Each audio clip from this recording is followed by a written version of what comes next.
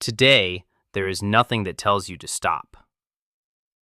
If you drive through the southern edge of Pulaski County, Missouri, the land looks ordinary. Low hills, trees, open stretches of grass, military roads cutting clean lines through the Ozarks. There are no ruins, no broken walls, no leaning houses, no sign that a town ever stood here. Most people pass through without slowing down. Only one thing feels out of place. A small cemetery, quiet and fenced, sitting inside a massive military installation. Headstones with German surnames, dates from the late 1800s.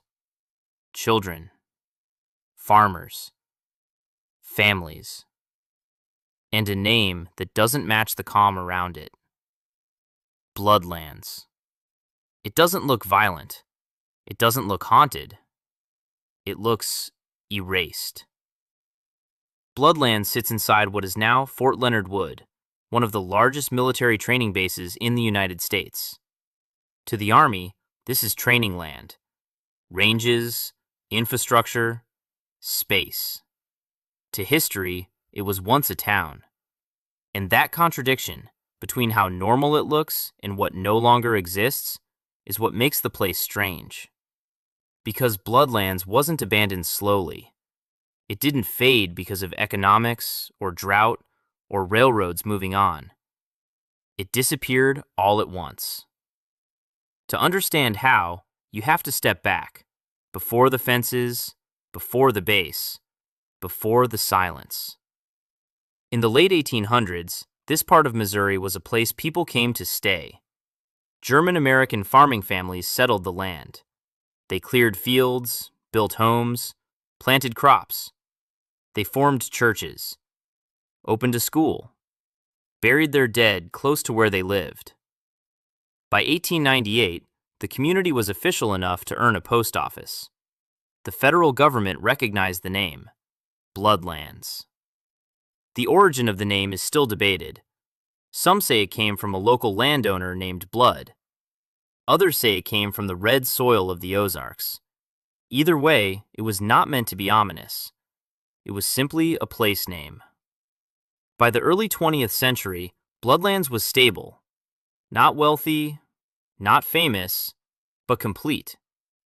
There were around 100 residents, about 40 buildings, a bank, a post office, a tomato canning factory, multiple churches, a school that eventually expanded into a high school. This was not a frontier outpost. It was not a boomtown. It was a working rural community that expected to keep existing. And for decades, it did. What sustained Bloodlands was the same thing that sustained thousands of small American towns: local control, self-sufficiency, and the belief that if you worked the land would hold you in return. Then the world changed. In the late 1930s, as war spread across Europe, the United States began preparing for something it hoped to avoid, but knew it couldn't. The military needed space, a lot of it. Central, secure, far from coastlines, large enough to train tens of thousands of soldiers. South Central Missouri suddenly mattered. The land around Bloodland wasn't chosen because of the town. It was chosen in spite of it. In 1940, the federal government announced it would build a massive military installation, Fort Leonard Wood. To do that, it invoked eminent domain. Thousands of acres would be seized. Entire communities would be removed. Bloodlands was one of them. There was no battle. No standoff. No dramatic last stand recorded in history books. The power imbalance was absolute. Families were notified they had to leave. Homes were appraised. Compensation was offered, though records of fairness are vague. People packed what they could. Wagons rolled out. Houses were demolished. Buildings were burned or flattened. By 1941, Bloodland was gone. Where children had walked to school, soldiers now trained. Where families had gathered for church, artillery echoed. Where a town had stood for generations, there was suddenly nothing. And most of the people who left did not protest publicly. One woman, interviewed decades later, explained why. Everybody knew we had a war to win, she said. And once they accepted it, everybody got behind it. It's a calm sentence, almost proud. But inside, it is something harder to hear. Acceptance came after the decision. Patriotism replaced grief. Silence replaced memory. Bloodland did not become a symbol of injustice. It became a footnote. And then, not even that. During and after World War II, Fort Leonard Wood expanded, trained hundreds of thousands of soldiers, played its role in Korea, Vietnam, and beyond. Bloodland's land was absorbed completely. Its name disappeared from maps. No historical marker explained what had been lost. What survived instead were stories.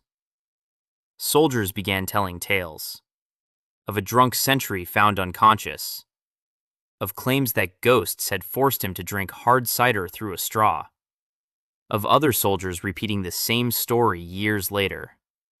The cider ghosts of Bloodland became a joke, a legend, something to pass around late at night.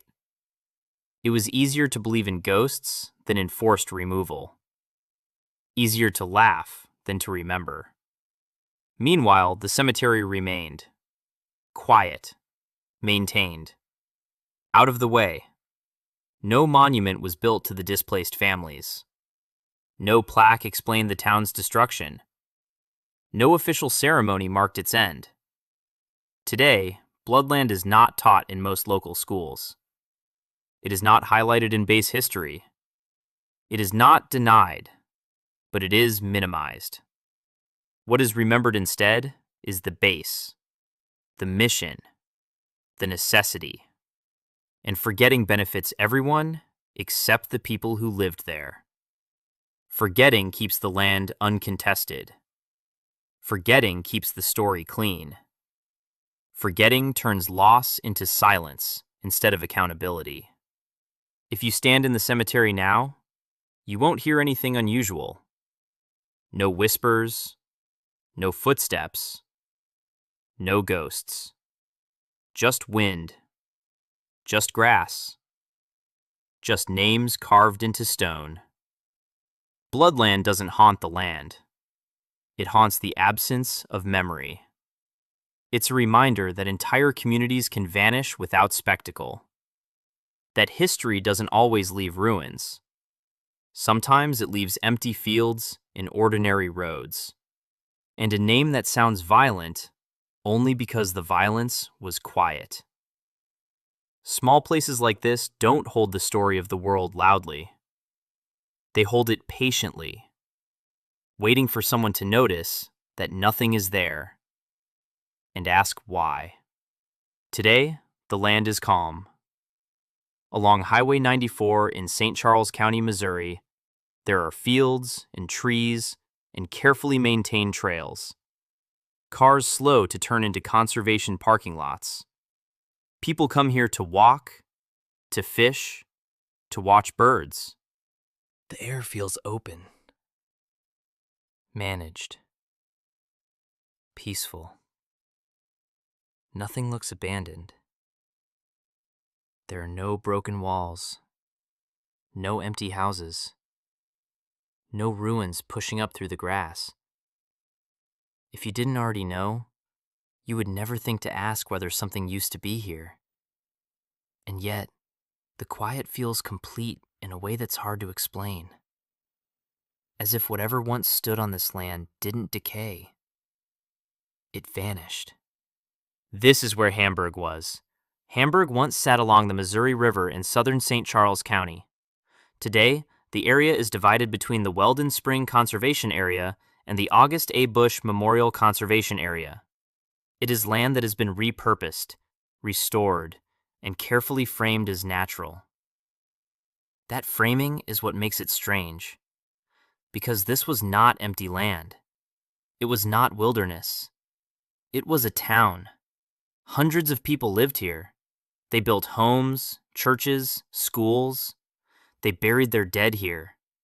And then, in a single year, the town disappeared so completely that the landscape itself learned how to forget. Hamburg's story doesn't begin with war. It begins with geography. In the 1830s, the Missouri River was everything. It was the highway of the Midwest, moving people and goods long before railroads or paved roads existed. German immigrants settled along its banks, drawn by fertile land and access to trade. Hamburg existed because the river made sense. It sat where boats could land and ferries could cross, where farm products could be loaded onto steamboats bound for St. Louis and farther south. The river connected Hamburg to the wider world. The land mattered too. Bluffs above the river protected homes from flooding. Lowlands below produced crops. When the Great Flood of 1844 reshaped the riverbanks, Hamburg adapted, splitting into upper and lower sections instead of abandoning the site. That flexibility defined the town. Hamburg wasn't ambitious. It wasn't chasing growth for its own sake. It was designed to work, and for a long time, it did. By the mid-1800s, Hamburg had become a small but important hub. Its population grew into the hundreds. Surrounding farm families depended on it. General stores, churches, and schools anchored daily life. Ferries carried wagons and livestock across the river. Roads radiated outward into the county. Later, railroads arrived, and Hamburg adapted again. Rail lines linked river trade to inland markets, strengthening the town's role as a transfer point.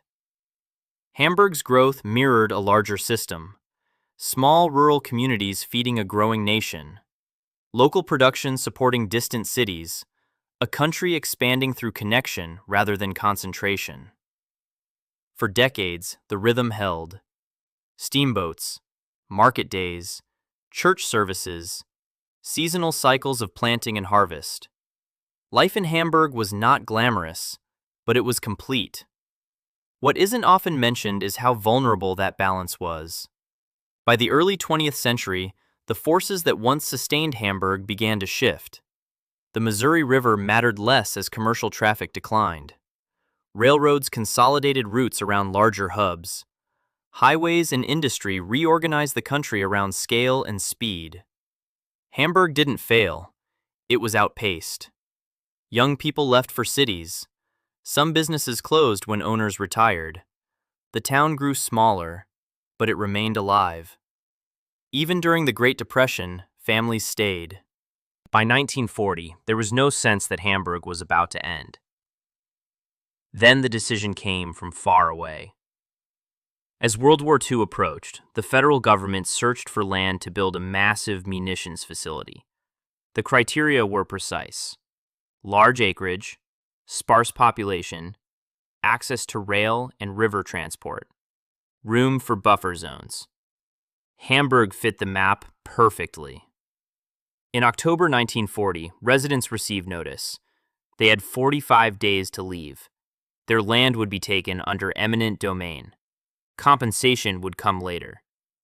From that moment, Hamburg's slow decline became something else entirely. Businesses closed not because they had no customers, but because they had no future. Livestock was sold. Homes emptied. Schools shut down.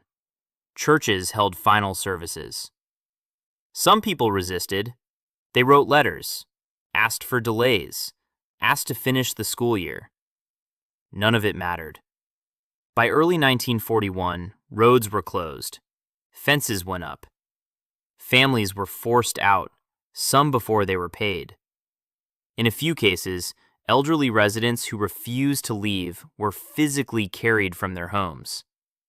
Buildings were burned or bulldozed to prevent return. The land that had survived floods and economic shifts could not adapt to authority. After the war, the town did not return. The munitions plant closed. Uranium processing followed during the Cold War. Contamination followed that. Cleanup followed that. Eventually, the land became conservation space. Trails replaced streets. Fields replaced neighborhoods. Nature was curated where homes once stood. Today, Hamburg is barely marked. There is no prominent monument, no roadside sign.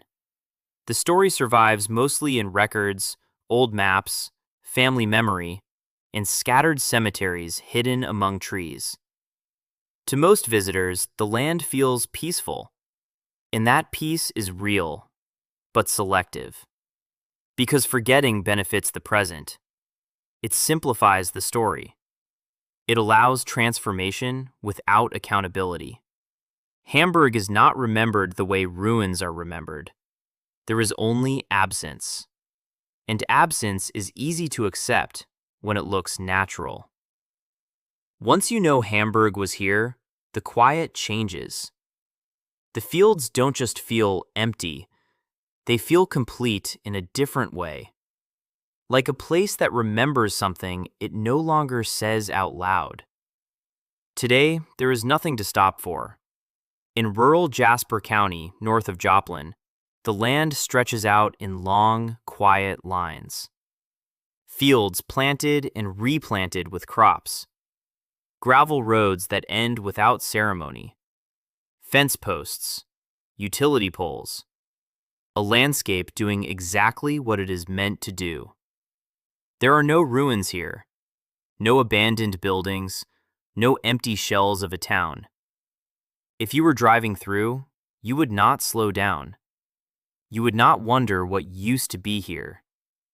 And that is the strange part. Because this was once Georgia City. Georgia City sat about 15 miles north of Joplin, near what is now the end of Oak Road and County Road 270.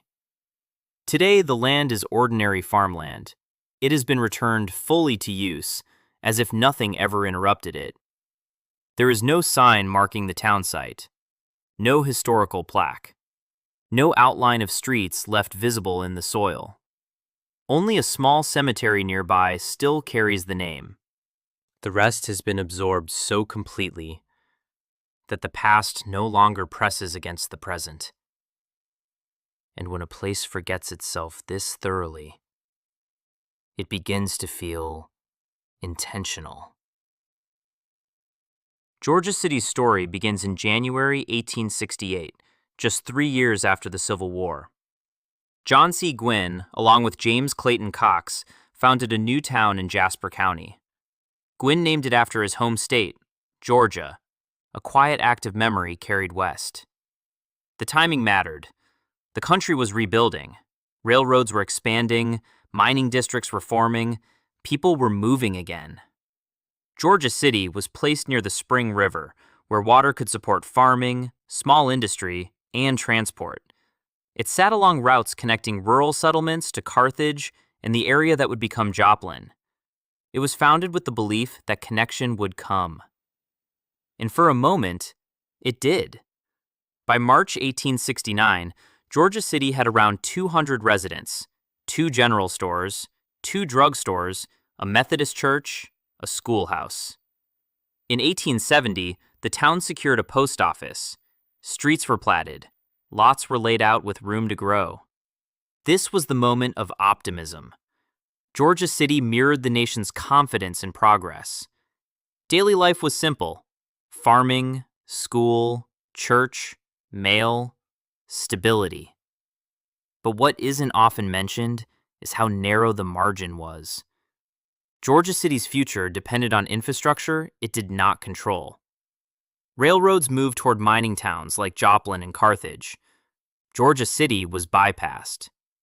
Once the routes were fixed, the future narrowed. By 1883, the population had fallen to around 50. There was no disaster, no fire, no flood, just movement. The town lingered. The post office stayed open until 1904. On maps, Georgia City shrank, then faded.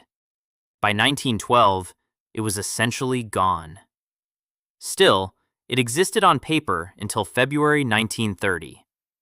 That month, Lottie Gwynn Young, the founder's daughter, petitioned the county court to dissolve the town. Streets were vacated, the land returned to farming. With one decision, Georgia City ended. Not violently, not suddenly, but completely. Today, it is remembered almost nowhere. No marker, no lesson, no everyday use of the name. Only records. And a cemetery. Georgia City reminds us that history does not always end with ruins or drama.